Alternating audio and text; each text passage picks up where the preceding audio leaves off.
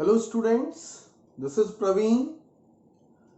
पिछले लेक्चर में हम लोगों ने पोटेंशियल एनर्जी और कंजर्वेटिव फोर्स देखा था और उसमें हम लोगों ने देखा था कि कैसे पोटेंशियल एनर्जी और कंजर्वेटिव फोर्स के बीच में रिलेशनशिप स्टैब्लिश किया जाता है। और उस दौरान हम लोगों ने यह भी देखा था कि किस तरीके से हम लोग रेफरेंस पोजीशन और उस रेफरेंस पोजीशन पर पोटेंशियल एनर्जी असाइन करते हैं, कि स्टैंडर्ड वैल्यू असाइन करते हैं। आज हम लोग देखने जा रहे हैं इलेक्ट्रोस्टैटिक पोटेंशियल एनर्जी, है ना। सबसे पहले हम लोग देखेंगे कि 2 पॉइंट चार्ज किसी सेपरेशन R से सेपरेटेड है तो इसका पोटेंशियल एनर्जी क्या होगा, है ना। तो इसमें हम लोग फोर्स जो देखते हैं, कूलम्ब फोर्स जो है वो क्या है, K Q1 Q2 by R square R cap, है ना। अगर चार्जेस का प्रोडक्ट पॉजिटिव है तो यह फोर्स पॉजिटिव होगा, यानी रेडियली आउटवर्ड होगा, यानी रिपल्सिव होगा। और अगर चार्जेस का प्रोडक्ट नेगेटिव है तो फोर्स नेगेटिव होगा, यानी अट्रैक्टिव नेचर का होगा, इनवर्ड लगेगा, रेडियली इनवर्ड लगेगा, है ना। और पॉजिटिव होगा तो रेडियली आउटवर्ड लगेगा। This is the Coulomb's force. यहां हम लोग K का वैल्यू जानते हैं 1/4 पाई एप्सिलॉन नॉट होता है। अब मैं इसका पोटेंशियल एनर्जी लिखना चाहता हूं। ये तो आया फोर्स पोजीशन R पर, और मैं चाहता हूं पोटेंशियल एनर्जी R सेपरेशन पर क्या होगा। तो हम लोगों ने पिछले क्लासेस में देखा था कि फोर्स अगर इस फॉर्म में हो कि C/R स्क्वायर R कैप, तो इसका करस्पॉन्डिंग जो पोटेंशियल एनर्जी होता था वो कितना आता था, C/R, है ना। कब?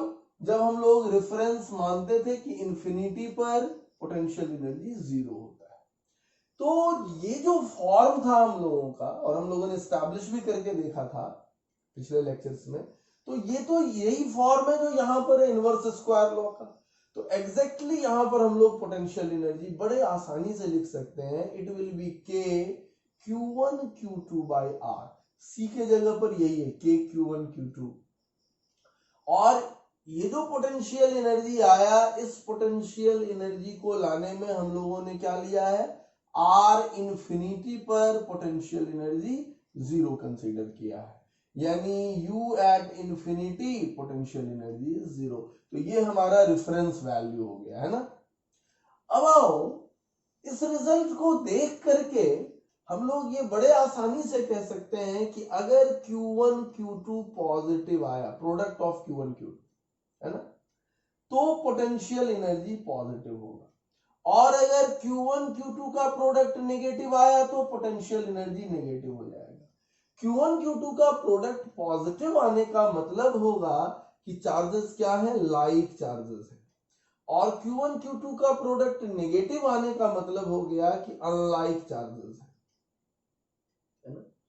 और यहां पर हम ये बड़े आसानी से देख सकते हैं कि potential energy inversely proportional to R है for given pair of charges, है ना। अगर चार्जेस गिवन है तो potential energy inversely proportional to R है, यानी इनवर्सली प्रोपोर्शनल टू पोजीशन है। अगर सेपरेशन बढ़ता चला जाएगा तो पोटेंशियल एनर्जी डिक्रीज करता हुआ चला जाएगा मैग्नीट्यूड में। अब यहां पर देखो, अगर मैं इसको ग्राफिकली रिप्रेजेंट करना चाहूं पोटेंशियल एनर्जी को विद द पोजीशन R, तो क्या यहां पर करेंगे हम लोग कि पोटेंशियल एनर्जी इनवर्सली प्रोपोर्शनल है R के, है ना। यानी ये क्या स्टेप होगा ग्राफ का, ये हो जाएगा रेक्टेंगुलर हाइपरबोला,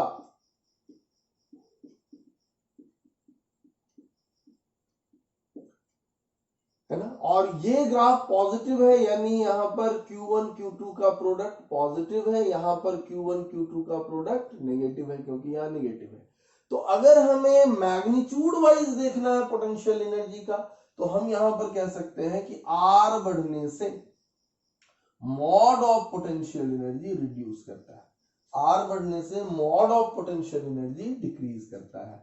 लेकिन R बढ़ने से पोटेंशियल एनर्जी डिक्रीज भी कर सकता है, जैसे यहां पर, लेकिन यहां पर आर बढ़ने से पोटेंशियल एनर्जी इंक्रीज कर रहा है ना। तो पोटेंशियल एनर्जी कब डिक्रीज करेगा, यहां पर मैं अलग से लिख दूं कि जब Q1 Q2 का प्रोडक्ट पॉजिटिव होगा तब आर बढ़ने पर पोटेंशियल एनर्जी डिक्रीज करेगा, लेकिन जब Q1 और Q2 का प्रोडक्ट निगेटिव होगा तब आर बढ़ने से पोटेंशियल एनर्जी इंक्रीज करता है। यहां देखो जैसे जैसे हम आगे बढ़ रहे हैं निगेटिव है तो यहाँ पोटेंशियल एनर्जी इंक्रीज कर रहा है ना। तो ये तो हुआ 2 पॉइंट चार्जेस के इंटरेक्शन का पोटेंशियल एनर्जी। अगर मुझे बहुत सारा पॉइंट चार्जेस दे दिया जाए और पूछा जाए हमसे कि उसका पोटेंशियल एनर्जी क्या होगा, तो हम वो निकाल सकते हैं या नहीं। तो हम लोग देखते हैं।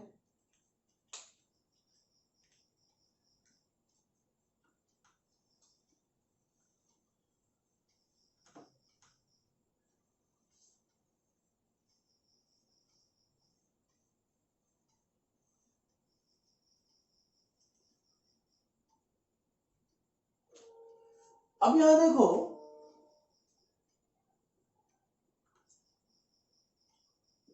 Potential energy of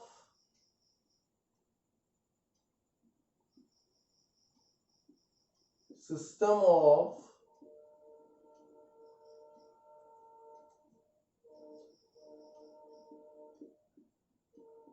discrete point charges,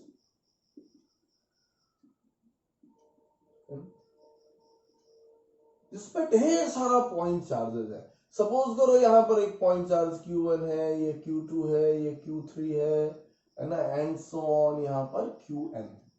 so we have a set of point charges। अब इस पूरे सिस्टम का अगर हमसे पोटेंशियल एनर्जी मांगता है तो हम इसे कैसे फाइंड आउट कर सकते हैं। चलो तो हमें पता है 2 पॉइंट चार्जेस के इंटरेक्शन का पोटेंशियल एनर्जी। तो इसमें से मैं कोई 2 चुन लेता हूं, एक को I कहता हूं, दूसरे को J कहता हूं। एक है QI और एक है QJ, ith particle and jth particle, और इस दोनों के बीच का सेपरेशन है RIJ, है ना।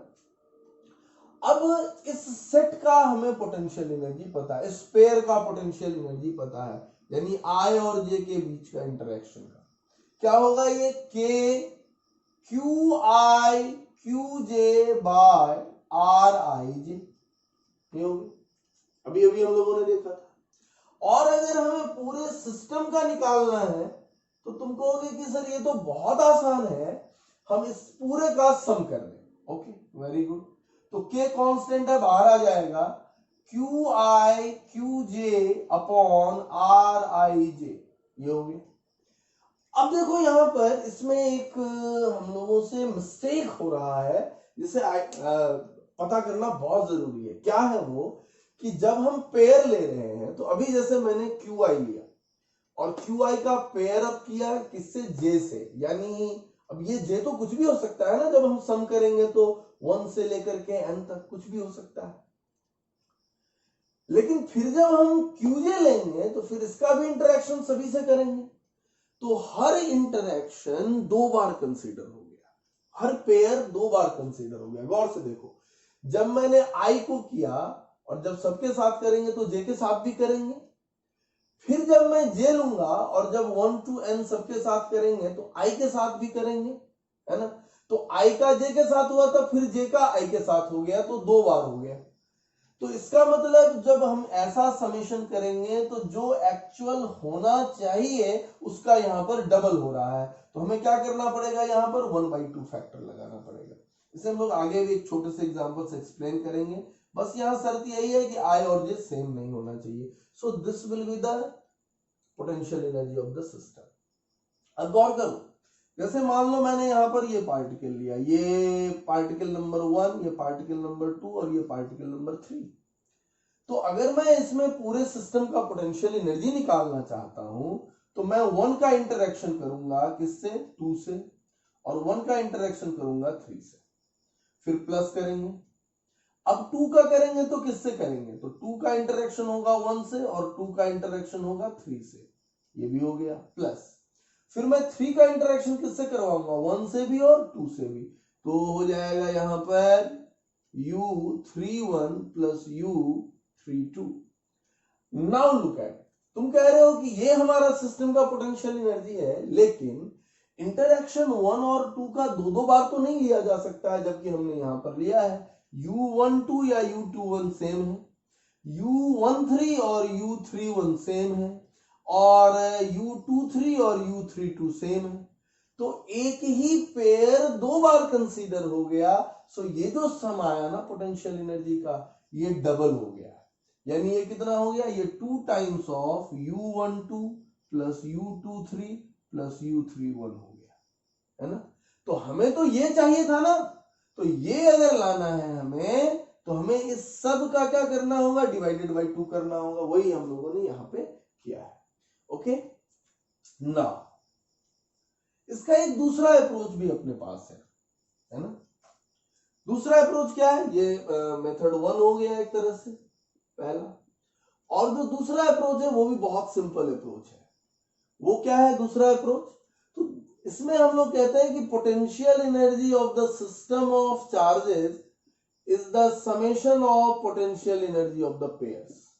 वेरी सिंपल, जितना पेयर है सबका पोटेंशियल एनर्जी ऐड कर दो, you will get the correct answer.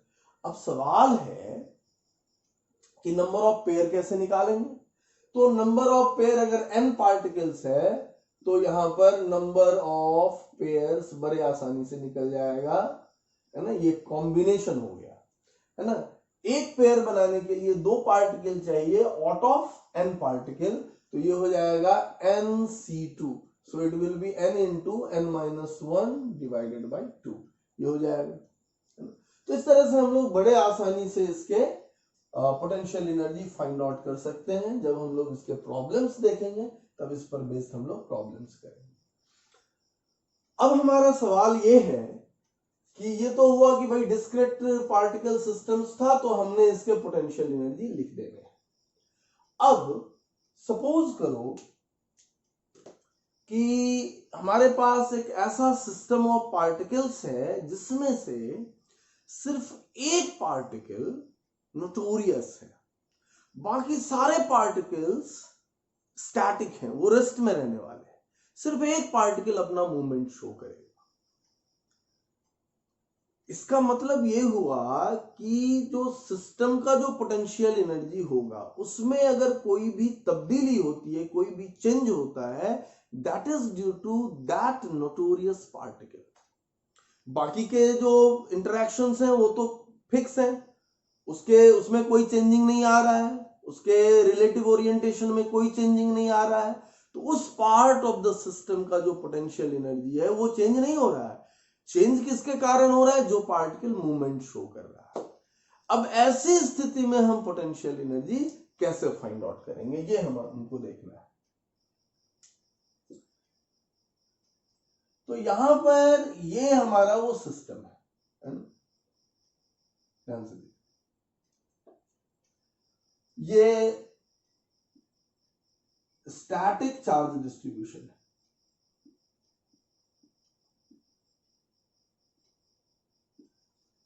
हो सकता है इसमें जो चार्जेस हैं वो डिस्क्रीट भी हो सकता है, ऐसा कोई ये नहीं है, तय नहीं है कि वो कंटिन्यूअस है, लेकिन कंटिन्यूअस भी हो सकता है, कोई दिक्कत नहीं।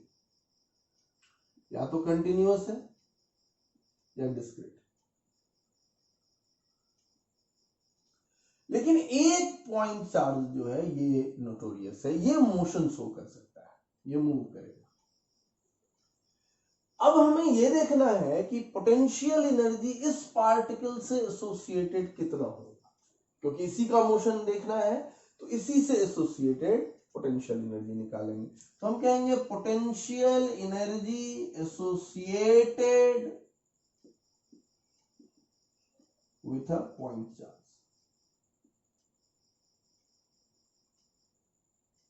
इन a region of influence of a static charge distribution।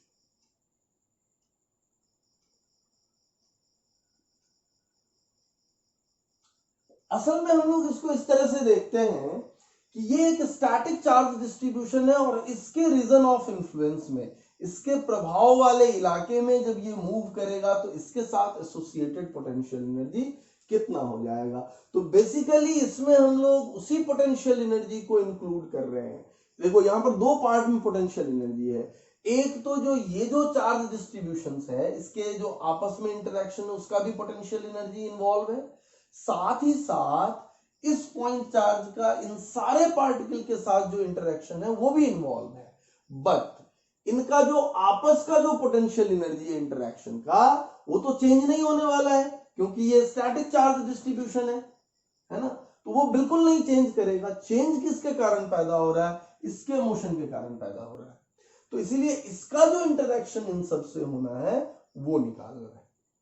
तो ये जो मैंने कहा कि potential energy associated with A point charge, ये कौन सा पोटेंशियल एनर्जी हो जाएगा, ये हो जाएगा potential energy of interaction of point charge with the static charge distribution.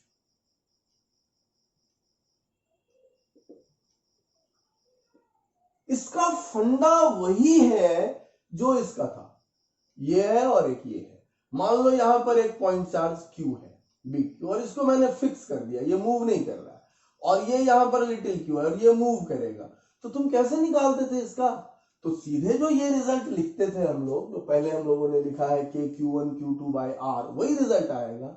But हम कहते हैं कि इसका जो फोर्स लगेगा ना इस पर, उस फोर्स के कारण यहां पर पोटेंशियल एनर्जी आए। तो सेम वे हम इस लिटिल q पर फोर्स देख लेंगे, है ना, इस लिटिल q पर फोर्स देख लेंगे कितना है, और इसी फोर्स के कारण पोटेंशियल एनर्जी हम लोग फाइंड आउट कर लेंगे। तो ये बहुत आसान हो जाएगा।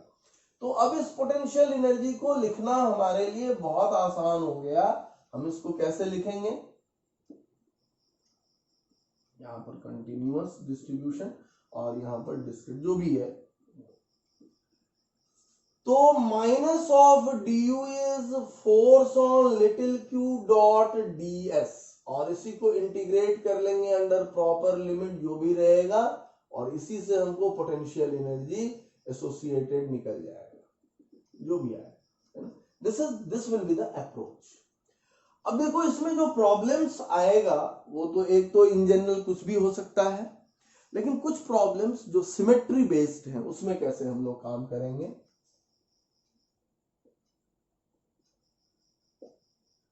तो सिमेट्री बेस्ड प्रॉब्लम्स कैसे इसमें बनेंगे, तो एक तो ऐसा रहेगा कि स्फेरिकल सिमेट्री है, यहां चार्ज डिस्ट्रीब्यूशन में क्या है, स्फेरिकल सिमेट्री।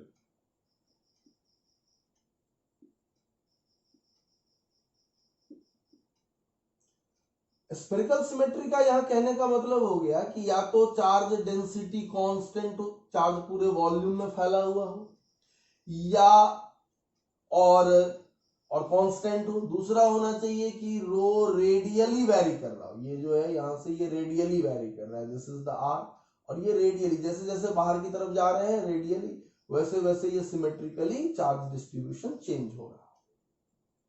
तीसरा हो सकता है अंदर में ना हो, तो सरफेस पर चार्ज डेंसिटी हो, तो सिग्मा क्या होना चाहिए, कांस्टेंट। ये सारे केसेस स्फेरिकल सिमेट्री में काउंट हो जाएंगे।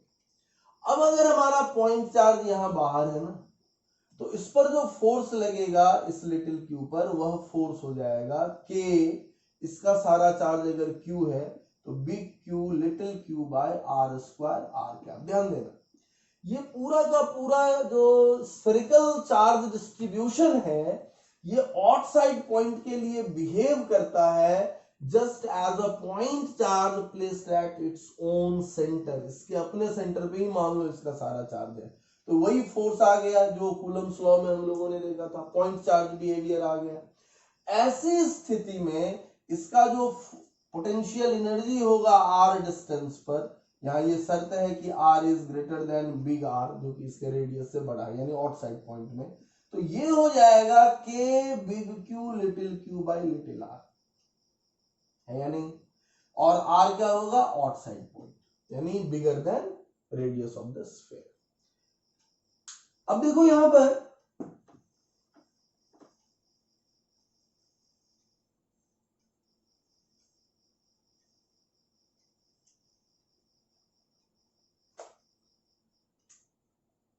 हमने यहां पर लिया एक लाइन चार्ज, इन्फिनिटली लॉन्ग है और ये line charge infinitely long line charge लिया, या infinitely long cylindrical charge distribution लिया, है ना। तो यहां पर कौन सा है, सिलिंड्रिकल सिमेट्री हो गया,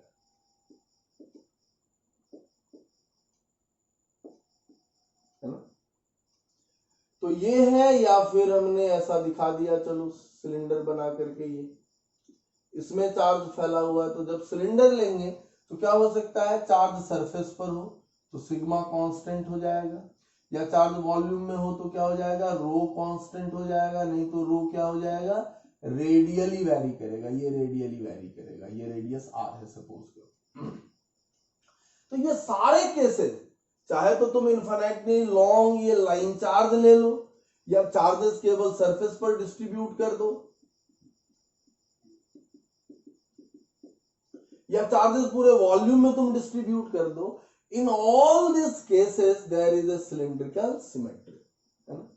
अब इन सिचुएशंस में अगर हम लोग किसी आउटसाइड पॉइंट पर कोई पॉइंट चार्ज रख दें और इस पर फोर्स देखें, तो यह फोर्स कैसा आएगा, यह फोर्स आएगा lambda into q by 2 pi epsilon nought r cap, this will be the result. अब तुम कहोगे इसको कैसे कन्वर्ट करेंगे, तो उसके लिए फिर हम अलग से वीडियो दिखा देंगे बना करके, इनफैक्ट बनाएंगे ही, जब फ्लक्स वगैरह का होगा तो उसमें तुम देख सकते हो ये चीज। अब इस फोर्स के लिए पोटेंशियल एनर्जी कैसे लिखा जाए, तुम्हें याद होगा मैंने बताया था कि फोर्स अगर है C by r cap form में, है ना, तो ऐसे कंडीशन में पोटेंशियल एनर्जी का जो फॉर्म आ जाता है, ये इसमें इस बात का ख्याल रखते हैं कि इन्फिनिटी पे पोटेंशियल एनर्जी जीरो नहीं होता है, यहां पर R इक्वल सपोज करो R0 पर पोटेंशियल एनर्जी कितना आ गया, U0। तो उस स्थिति में potential energy at position R हो जाता है U0 plus C ln R0 by R, है ना। तो यहां पर C कितना है, यहां पर C यही फॉर्म आ जाएगा, सिर्फ एक बात का डिफरेंस है कि जो हम C यहां लिख रहे हैं, यहां पर कितना है, C बराबर lambda q by 2 pi epsilon nought, है ना। तो ये हो गया ऐसे सिचुएशंस। अब आओ, एक बहुत यूजुअल प्रॉब्लम है जो इसमें पूछता है, हम उसकी बात करें।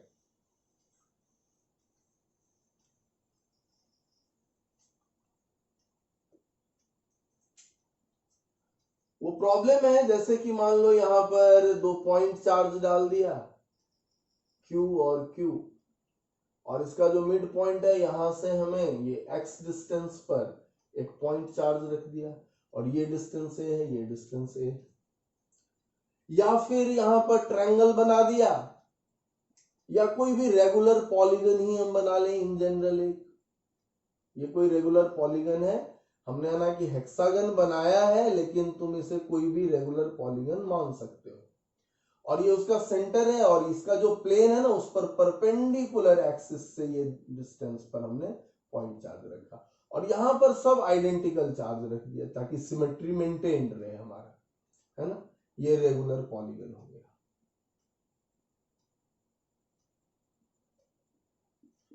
एन साइड्स का रेगुलर पॉलीगन। या फिर हमने यहां पर क्या ले लिया, रिंग ले लिया, है ना, और रिंग के एक्सिस पर x डिस्टेंस पर एक लिटिल q का पॉइंट चार्ज रख दिया, और इस रिंग का भी रेडियस a है, और ये जो वर्टेक्स है और ये सेंटर है इसका भी डिस्टेंस a है, यहां भी इनफैक्ट यही है, पॉलीगन ये भी है एक तरह से, n बहुत बड़ा है, तो ये जो रिंग है इस पर टोटल चार्ज q रख दिया। इन सारे परिस्थितियों में फोर्स का जो रिलेशन होता है वो एक ही जैसा होता है। कैसा फोर्स का रिलेशन होता है वो देख लो, मैं एक जनरल फॉर्म लिख रहा हूं। फोर्स आ जाएगा यहां पर some constant C into x by a square plus x square का पावर 3/2 एक्स कैप, यानी इस डायरेक्शन में। अगर ये सब पॉजिटिव है, ये भी पॉजिटिव है, तो फोर्स इधर होगा। ये जनरल फॉर्मूला आया फोर्स। तुम कहोगे यहां सी कैसे डिसाइड करेंगे? तो रेगुलर पॉलीगन के केस में सी हो जाता है के, जो कि तुम जानते हो 1/4 पाई एप्सिलॉन नॉट होगा, इनटू इसका सारा sum of charge into little q, ये हो गया, है ना। तो सम ऑफ चार्ज कितना हो जाएगा यहाँ, एन बिग क्यू, और यहां के लिए सी कितना हो जाएगा, तो के बिग क्यू लिटिल क्यू, है ना। इस प्रॉब्लम के लिए ये हो गया सी का वैल्यू, है ना। और इस प्रॉब्लम के लिए सी का वैल्यू क्या हो जाएगा, 2k लिटिल क्यू, है ना, क्योंकि इसका ये चार्ज सम कितना हो गया, 2q हो जाएगा, तो k into 2q into little Q. तो ये जनरल फॉर्म हो गया। अब कहता है कि इस फोर्स के लिए पोटेंशियल एनर्जी कैसे डिसाइड करोगे। तो यहां पर भी हम लोग इन्फिनिटी पर पोटेंशियल एनर्जी 0 सेलेक्ट कर सकते हैं। अगर तुम इसके इंटीग्रेशन वाले अप्रोच में चले जाओगे तो you can find it out.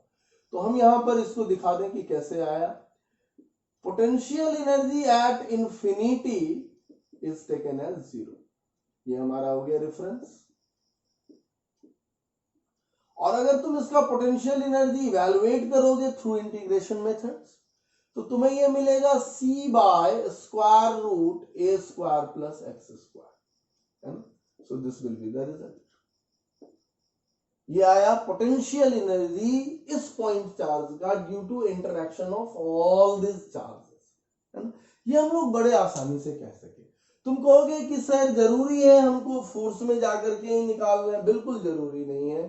So let us C first. जैसे इसका हमने लेना है, तो यहां से ये डिस्टेंस कितना है, ये a है, ये x है, तो ये हो जाएगा a square plus x square का स्क्वायर रूट, और ये डिस्टेंस भी उतना ही हो गया, है ना।